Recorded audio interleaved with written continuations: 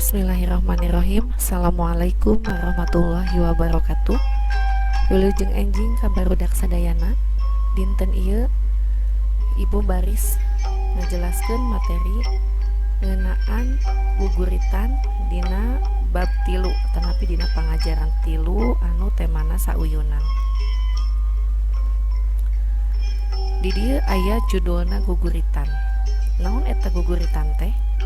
Guguritan teh nyaeta salah sahiji wangun puisi buhun nu dianggit make aturan pupuh atawa dangding.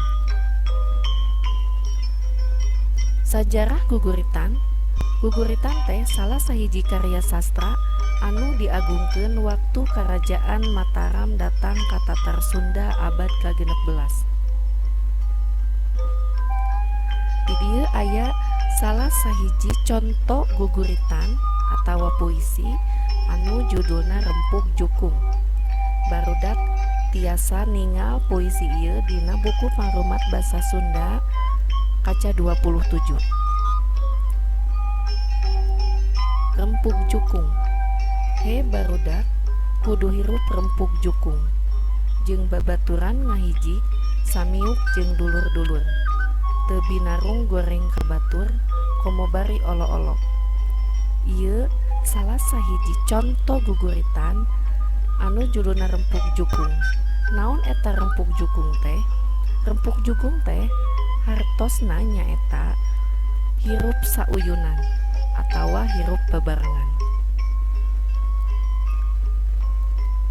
Kanggo ngeunaan materi guguritan, Ibu cekapkeun dugi sakieu. Kanggo tugasna mangga ku hidep dibuka kaca 28 dugi ka 28 di dina aya pancen tugas. Mangga ku hidep dieusian dina buku tulis basa Sunda dinu diserat jawabanna hungkul. Dikirim dinten ayeuna ku Ibu diantos dugi tabuh salapan.